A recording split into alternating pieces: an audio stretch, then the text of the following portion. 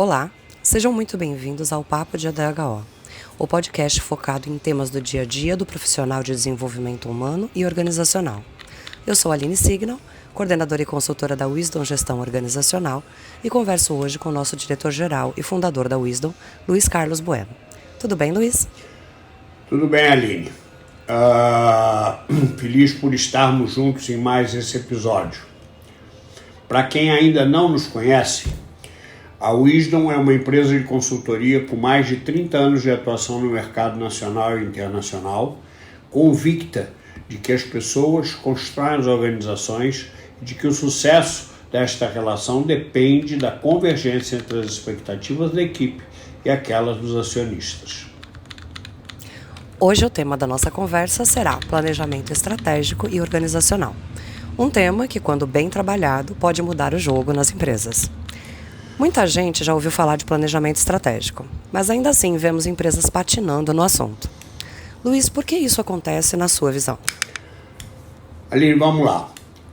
A grande maioria das lideranças empresariais tem plena consciência da importância desse processo, ainda que boa parte delas não disponha dos talentos humanos, dos recursos técnicos e materiais para desenvolvê-lo de forma periódica e sistemática. Com frequência, os líderes empresariais têm uma visão clara de onde querem chegar.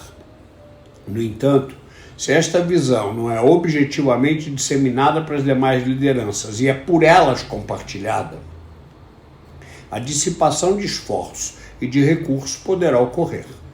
A razão é simples.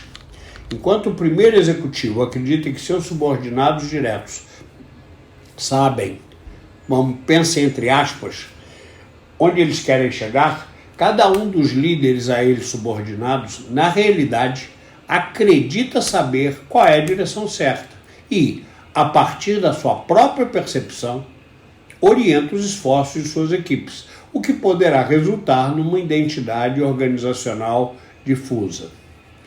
Vou citar um caso que ocorreu num projeto que fizemos há alguns anos atrás para uma empresa de comunicação sediada em Brasília. Culturalmente, e até em termos de disciplina, o diretor-geral e a área financeira da empresa estavam habituados a fazer a cada ano o planejamento orçamentário do ano seguinte. E o diretor-geral até fazia uma reunião para comunicar esse planejamento para todas as lideranças. Entretanto, as lideranças eram informadas, elas não participavam efetivamente do processo. Tá? Um belo dia, ele sentiu que isso não estava funcionando, precisava ser melhor absorvido ou gerar mais engajamento por parte das lideranças. Foi quando eles nos contrataram. E o trabalho que foi feito, envolvendo todas as lideranças, não apenas nos aspectos mercadológicos, financeiros e econômicos da empresa, mas na discussão também do grau de adequação da estrutura organizacional para fazer face àquilo que estava planejado, em termos de gestão de pessoas, em termos de definição dos planos de ação, levou a um envolvimento tão legal das lideranças em termos de assumir, se sentir protagonistas e assumir, participar da definição dos planos de ação de todas as áreas e isso integrar todo mundo, que o projeto foi um sucesso. E durante o tempo que a gente acompanhou essa empresa, nas etapas seguintes, funcionou muito bem. Estava todo mundo muito empolgado. Consegui explicar o caso para você? Sim, com certeza. Aliás, acho que esses exemplos práticos assim, do seu conhecimento, da sua experiência, né, de tantos anos aí como consultor, são muito ricos, né? Acho que é muito importante a gente trazer isso para quem está nos ouvindo. Agora eu gostaria de saber, quais são as dimensões que devem ser trabalhadas num processo de planejamento estratégico? Vamos lá. Dentre as lideranças empresariais que desenvolvem esse processo com regularidade, uma boa parte delas se concentra nos aspectos mercadológicos, econômicos e financeiros, como eu acabei de falar nesse próprio caso, exemplo desse projeto, bem como nos reflexos que estes terão sobre o ambiente interno da empresa, tanto no que tange aos aspectos organizacionais de gestão de pessoas, quanto no que diz respeito aos recursos técnicos e materiais. Em resumo, o objetivo final do processo de planejamento estratégico e organizacional é definir planos de ação que permitam à empresa antecipar-se às mudanças do mercado mediante oportuna adequação do seu portfólio de produtos e serviços, bem como dos seus modelos de gestão organizacional e de pessoas, em sintonia, obviamente, com a missão, cultura, visão de futuro e as estratégias de operação da empresa. Esse processo, no fundo, visa envolver e mobilizar as lideranças para, em conjunto, analisarem as tendências do macroambiente de negócio da empresa, identificar quais são os diferenciais competitivos da organização, bem como os riscos e potenciais questões que a afetem, para, com base em cenários viáveis, desenvolver os planos de ação mencionados.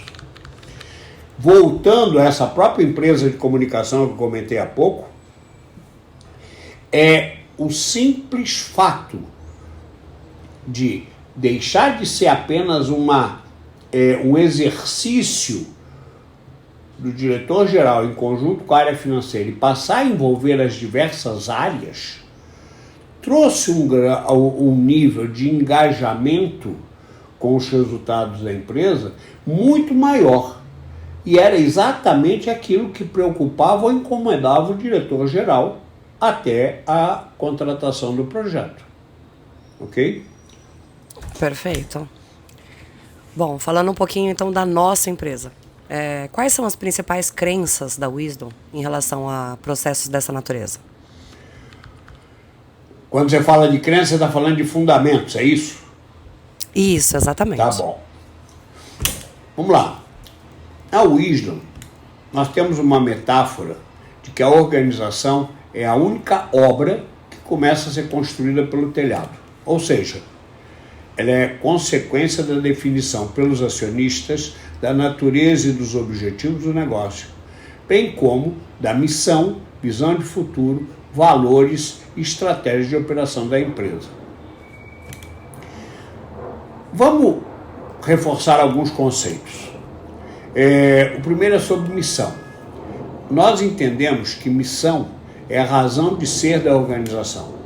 Nela residem as crenças centrais da iniciativa dos acionistas e a sua intenção estratégica. A missão é o elemento que dará sentido às ações. Dela e dos valores da empresa irão derivar os demais elementos, tais como a visão de futuro, as estratégias de negócio, a estrutura organizacional que vai colocar essa visão de futuro ou permitir concretizar essa visão de futuro, as políticas corporativas, etc. Agora, vamos reforçar o conceito de cultura. Na nosso entendimento, cultura tem tudo a ver com os valores da organização. Ela é o conjunto de hábitos e crenças estabelecidos através de procedimentos, de comportamentos e expectativas compartilhadas, tanto pelas lideranças quanto pelos demais profissionais da empresa. E é isso que, na nossa opinião, a distingue das demais organizações. Falando agora sobre visão de futuro. É a situação desejada. É onde a organização quer estar e o como ela quer ser vista em um dado período de tempo. É ela que irá determinar a direção estratégica e dela irão derivar as suas metas e objetivos, todos eles devidamente alinhados com a missão e a cultura da empresa. Portanto, o processo de planejamento estratégico terá como seu produto final um plano indicando quais são as estratégias e as consequentes ações que permitirão à organização sair da posição em que ela está hoje, em um dado momento, lógico, e chegar à situação futura desejada. Ora, se o planejamento estratégico é um plano que deverá ser periodicamente monitorado e ajustado, porque vocês não vão fazer isso só no ano que vem, ou quando for fazer para o ano que vem. Você tem que ir monitorando e vendo como os resultados estão acontecendo. Isso normalmente é monitorado a cada mês. E se precisar mudar, porque o cenário sociopolítico econômico mudou, você vai fazer essa mudança. Ou seja, mesmo que ele contemple a estrutura organizacional, os talentos humanos e os recursos técnicos e materiais requeridos para implementá-lo, isso não significa que ele se transformará em resultados, pois ele ainda será um documento de intenções dependente das lideranças e das equipes que irão concretizá-lo, já que são as pessoas que o farão acontecer. É claro, Aline, que um robusto sistema de gestão de desempenho, devidamente integrado a um programa de incentivos de curto e longo prazo, irá contribuir para que os profissionais da empresa se mobilizem para concretizá-lo. Mas como o dinheiro não é tudo, e eu acho que você concorda com isso ainda não será suficiente para engajá-los na plenitude, ou seja, para despertar-lhes a paixão, o sentido de missão, a vontade e o compromisso de realizar os esforços opcionais na direção da concretização dessa visão de futuro. Fui claro? Perfeito. Muito claro, com certeza. Bom, e você costuma falar, né, internamente, principalmente, né, sobre os 4 tipos de vínculo entre as pessoas e as organizações. Você pode explicar melhor isso para os nossos ouvintes? Quais são esses vínculos? Bom, antes vamos voltar um pouquinho ainda na questão anterior. No nosso entendimento, nada prejudica mais os níveis de engajamento das pessoas, sejam elas lideranças ou integrantes das equipes, do que a complacência ou a conivência das lideranças ao lidar com conflitos. A dicotomia entre discurso e prática, ou seja, eu falo muito sobre isso, Tico e Teco tem que conversar.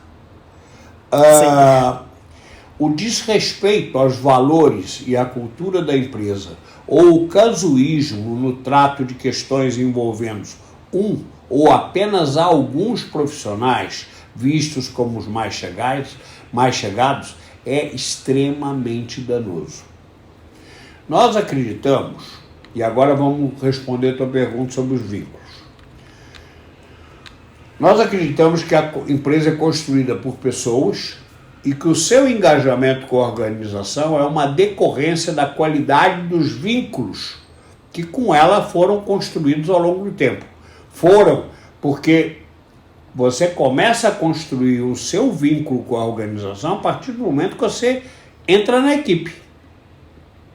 Bom, e existe, então, o ser humano é quadrimembrado. Você tem o eu, o pensar na cabeça, o sentir no coração e o agir nos membros, braços, mãos, pernas, etc. A organização também é quadrimembrada. Ela tem de cima para baixo a identidade, as relações,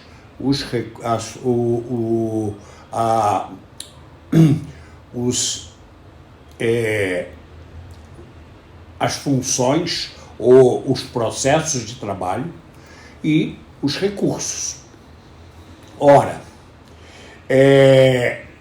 portanto, tanto no ser humano quanto na organização existem 4 tipos de vínculos, os quais se dividem em 2 dimensões distintas em sua qualidade, ou seja, uma é a dimensão técnica, que é composta pelos recursos e pelos processos de trabalho, e a outra é a dimensão humana e cultural, que tem a ver com as relações, a qualidade das relações e o grau de alinhamento com a identidade da empresa.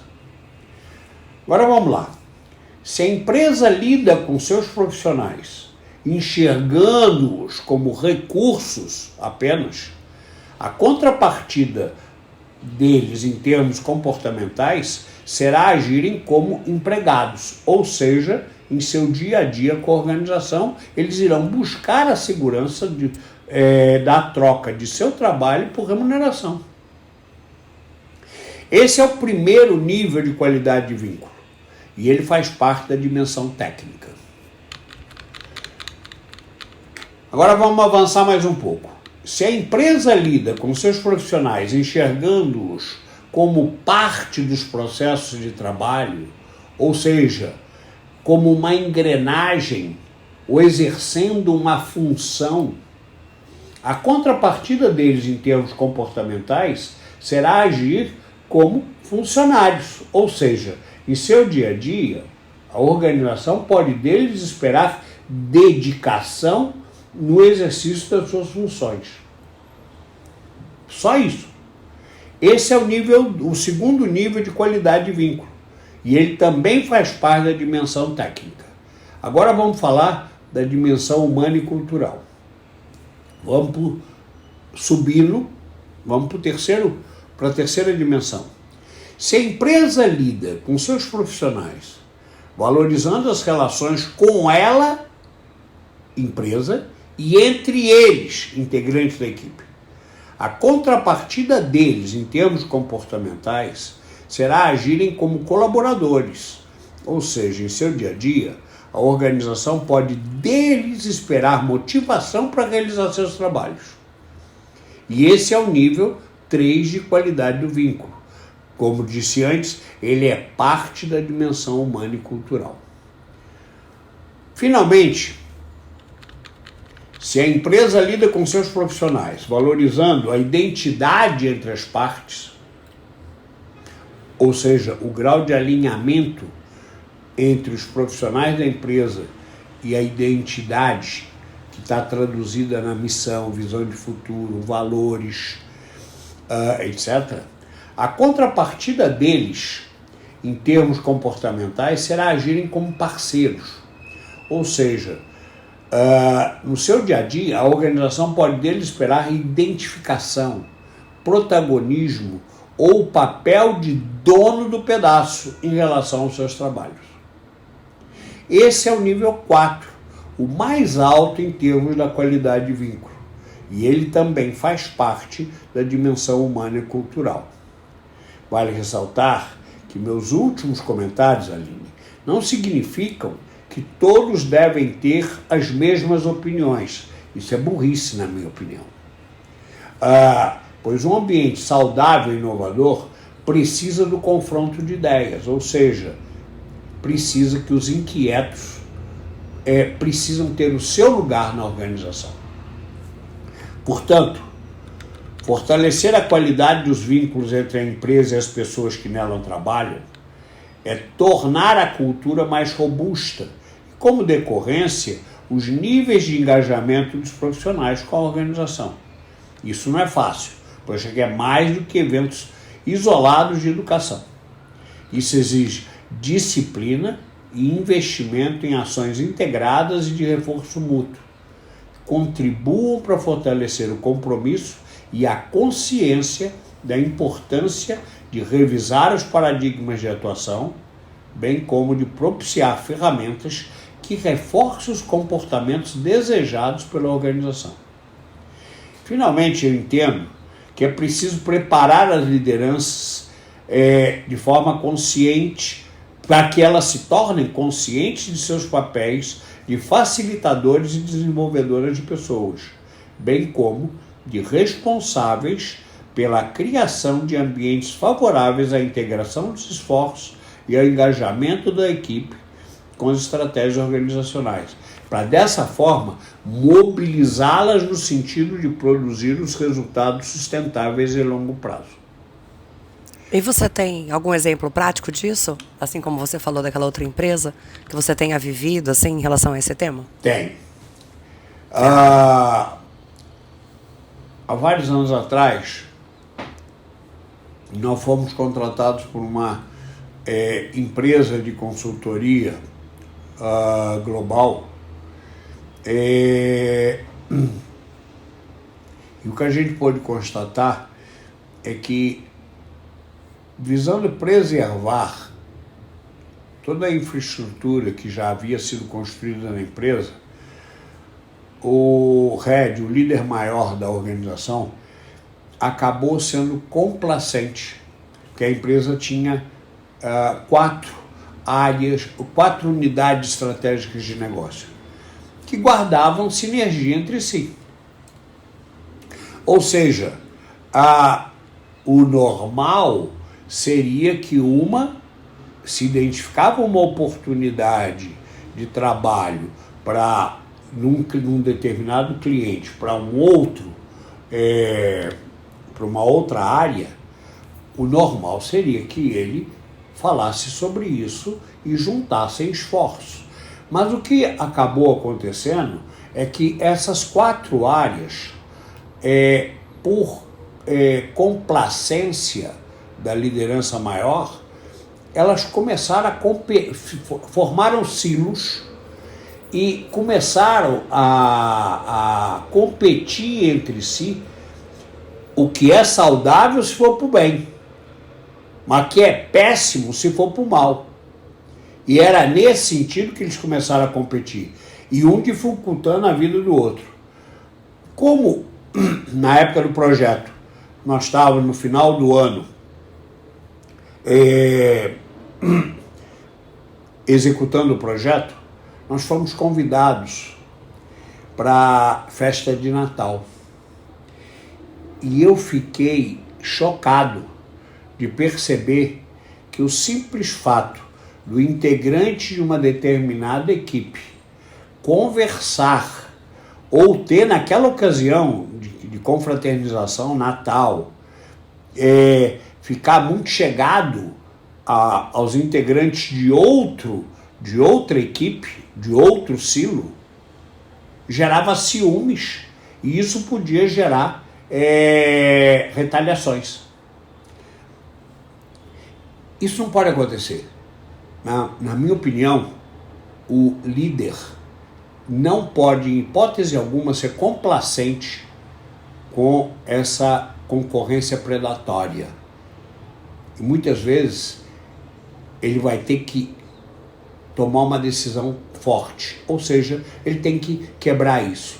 E, de repente, muitas vezes, a melhor maneira de fazer isso é quem é o líder mais pernicioso e simplesmente exclui esse cara do ambiente organizacional da empresa. Porque senão, quem vai pagar por essa complacência do líder é a empresa como um todo. Sim, com certeza. No final, todos acabam pagando por isso, né? Se ele não tomar uma atitude, realmente uma situação absurda, essa que você citou. Em uma festa de final de ano, uma confraternização, e existir isso dentro de uma empresa é absurda. Essa postura é absurda. Bom, vamos lá. Eu gostaria de saber quais são os resultados esperados de um processo de planejamento estratégico, como o que a gente vem falando. Desculpe que eu estou um pouquinho ainda saindo de uma gripe, mas vamos lá. Eu também, estou rouca, inclusive, não se preocupe.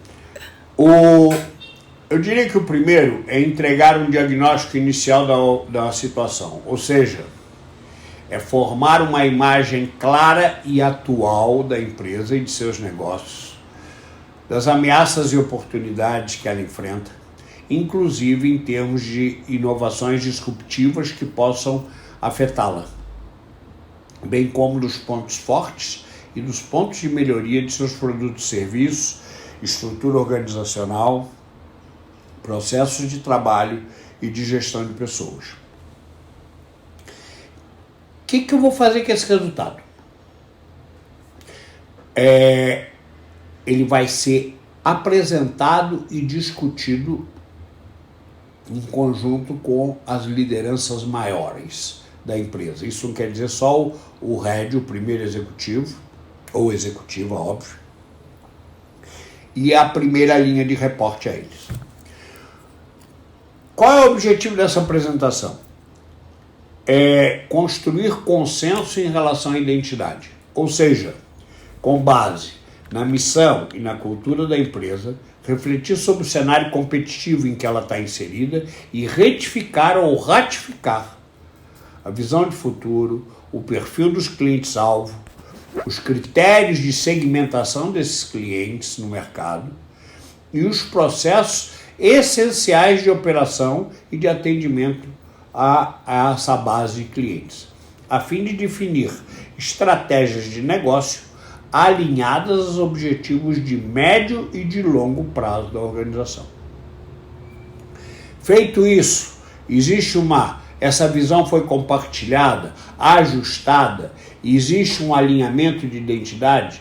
O passo terceiro é mitigar riscos, ou seja, com esse mesmo grupo, é identificar possíveis riscos do ambiente externo, concorrentes, novos entrantes, novas tecnologias, órgãos reguladores, partes interessadas, etc.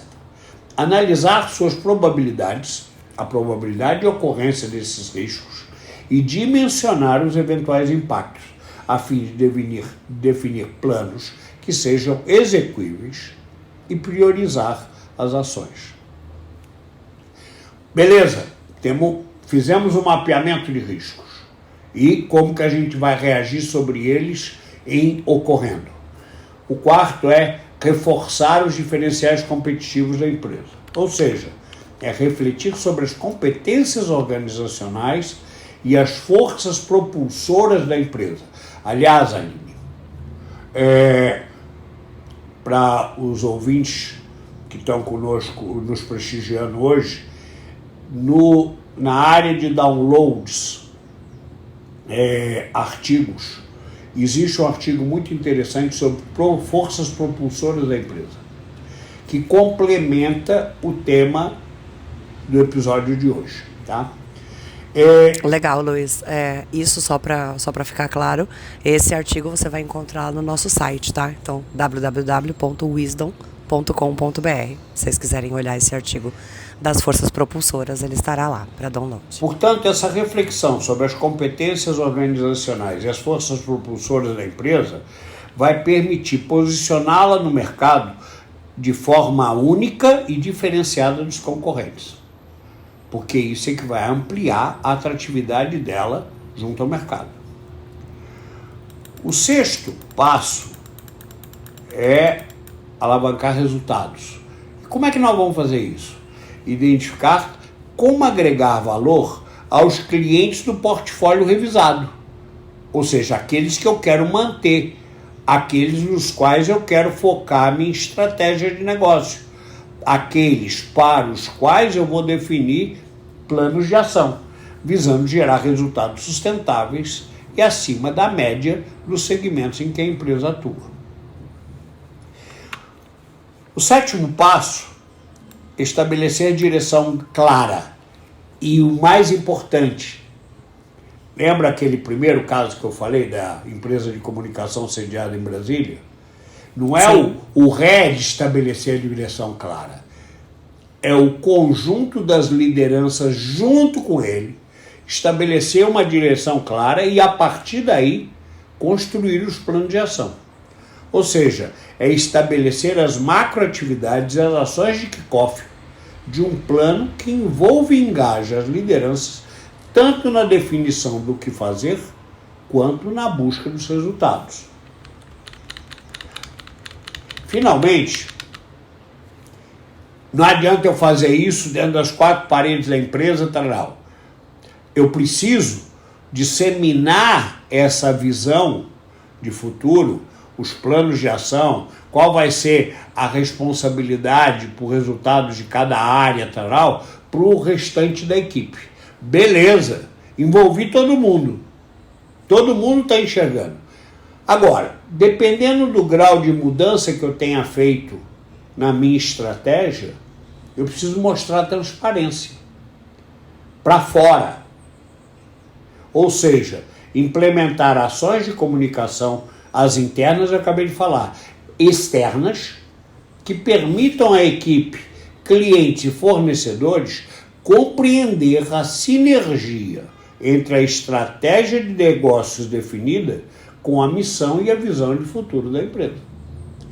Aí eu vou maximizar os resultados que eu espero do processo de planejamento estratégico organizacional.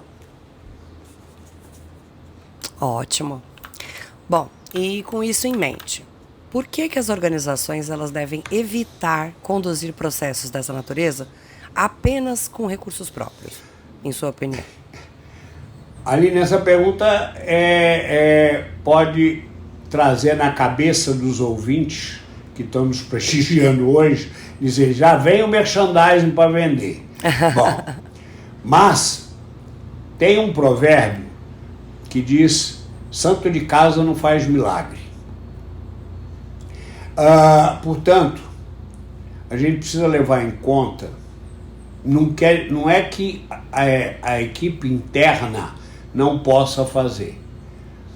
2, o líder máximo da empresa pode ser o facilitador desse processo? Até pode, mas não é nada desejável, porque quem é que vai peitar o chefe? Difícil.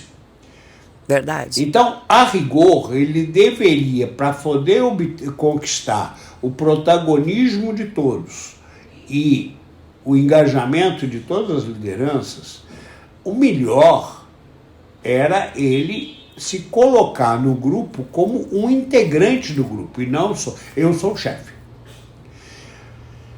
Ou seja, esse tipo de processo requer uma dinâmica própria, que não favoreça o jogo interno de poder. E nós sabemos que em toda organização tem um certo jogo de poder. Na própria Wisdom, eu tenho que tomar como diretor-geral e fundador, eu tenho que tomar muitas vezes um cuidado enorme para ter coerência nas minhas decisões e não permitir que isso afete a qualidade das relações que a gente tem na Wisdom. Portanto, essa dinâmica própria não pode favorecer o jogo interno de poder, e ela precisa reforçar a qualidade das relações, porque a base do alinhamento da identidade, o nível maior da quadrimembração da organização, é exatamente a qualidade das relações. Esse processo requer ainda total imparcialidade dos facilitadores do processo na construção do alinhamento e, se possível, do consenso entre os participantes. Vamos relembrar o processo, o que é consenso. Consenso não é todo mundo concorda. Consenso é eu discordo, mas eu consinto que esse é o melhor caminho e eu vou trabalhar nessa direção. Bom, realmente você trouxe pontos importantes aí, de o porquê a gente não deve fazer isso. A empresa não deve seguir por esse caminho sozinha, só com os recursos próprios. Realmente faz sentido. Bom, agora eu tenho certeza que os nossos ouvintes gostariam de saber. Normalmente, quais são as etapas típicas de um processo como esse de planejamento estratégico? Como ele é dividido? Beleza. Você viu eu falando que a sua pergunta ia levar muitos dos ouvintes a pensar que eu estava fazendo merchandising. Ou sim, como você também é da Wisdom, que a gente estaria fazendo merchandising. Bom, mas, independente de você usar recursos externos ou recursos próprios, eu diria que a primeira etapa é fazer um planejamento e uma programação adequada do processo.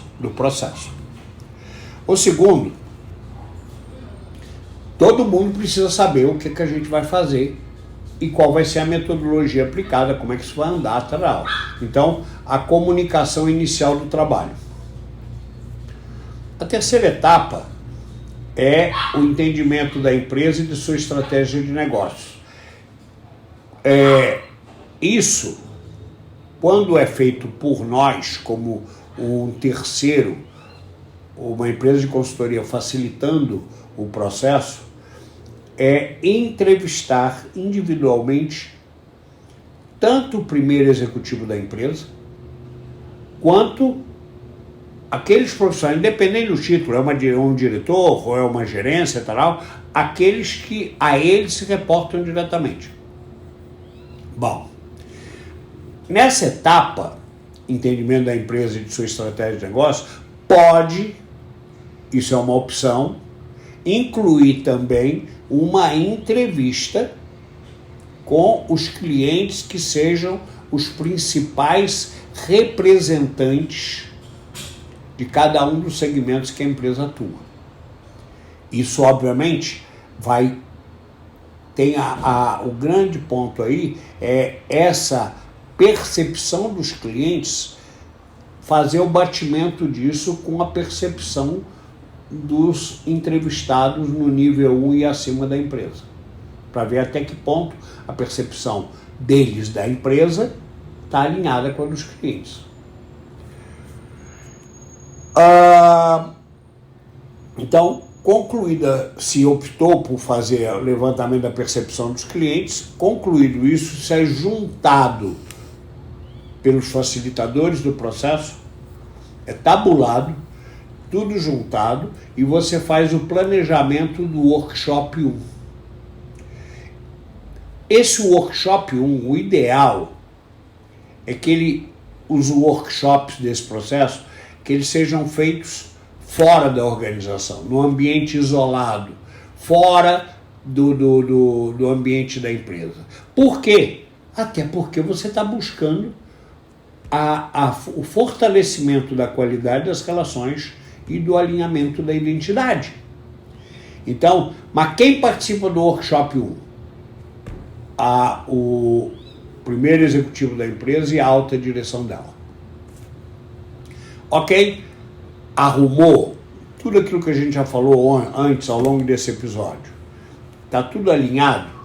Beleza. Começa a hora de fazer a disseminação e de obter o protagonismo, conquistar o protagonismo e engajamento das demais lideranças.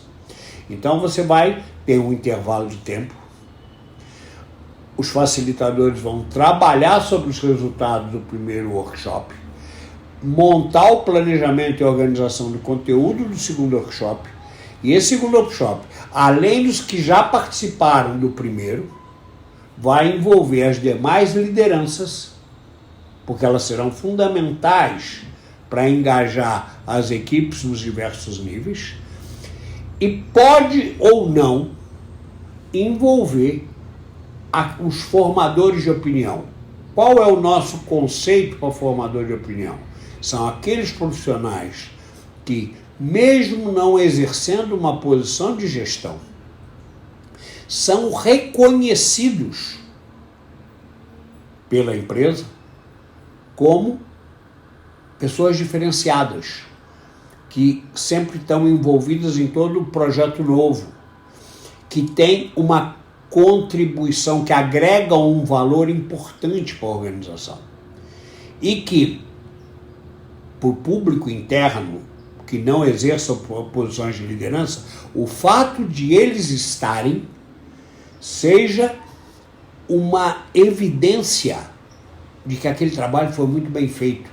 Porque além das lideranças também estavam os formadores de opinião, que são representantes dos demais integrantes do público interno. A sétima parte a Wisdom vai pegar, ou os facilitadores vão pegar toda essa massa de dados, organizar, compilar e gerar o relatório final, para que isso não se perca. Em seguida, precisa organizar um processo de comunicação dos resultados para os demais profissionais da equipe. Não precisa entrar no detalhe da parafuseta da berimbela, mas disseminar isso, para que todo mundo esteja caminhando na mesma direção e evite aquilo que falamos no começo sobre uma imagem organizacional difusa. Bom, e aí você tem eventos, deveria ter eventos de monitoração, que podem ser realizados 30 dias após ou 60 dias após, para ver se aquilo que foi, se aquele cronograma de ações está sendo efetivamente cumprido. E isso é muito importante. Ok? Ficou claro? Alguma dúvida? Ficou. Não, acho que você foi claríssimo.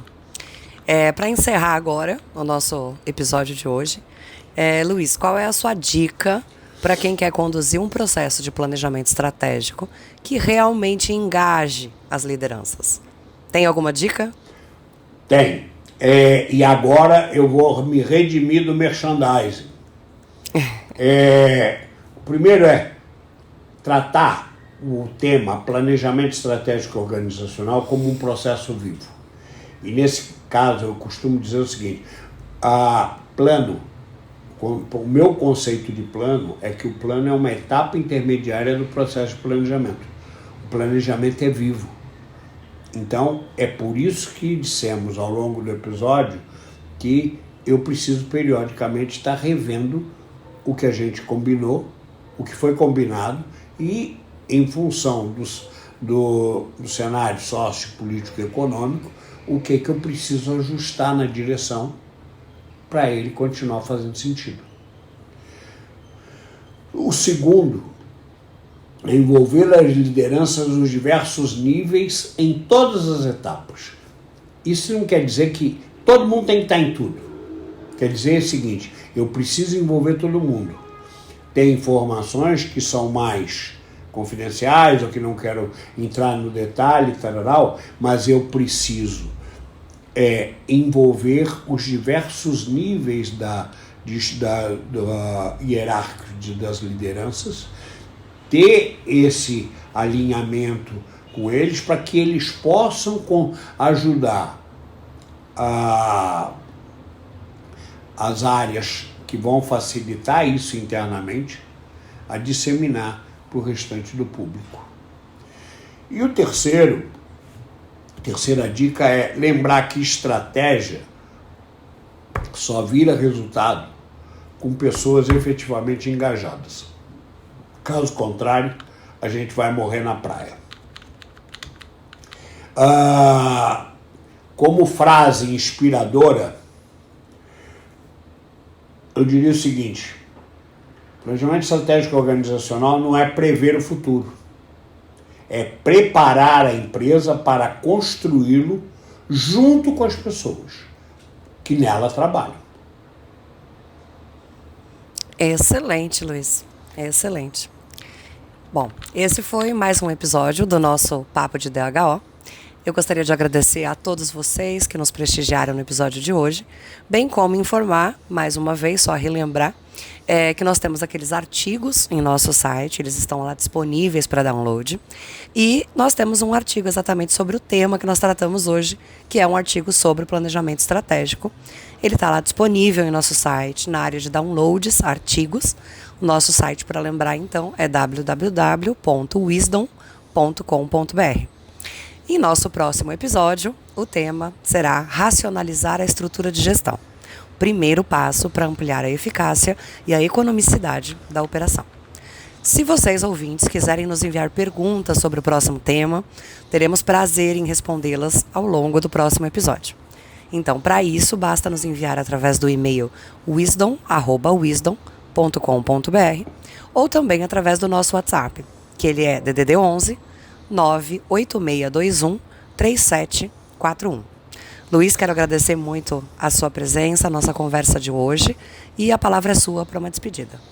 Bom, eu quero pedir desculpas pelo resquício de resfriado que me pegou durante 10 dias. Não se preocupe. E agradecer a atenção dos ouvintes que nos prestigiaram hoje. E até o próximo episódio. Perfeito. E se você ouvinte gostou, por favor, compartilha com os colegas, siga o nosso canal e continue nos acompanhando nos próximos episódios. Até breve!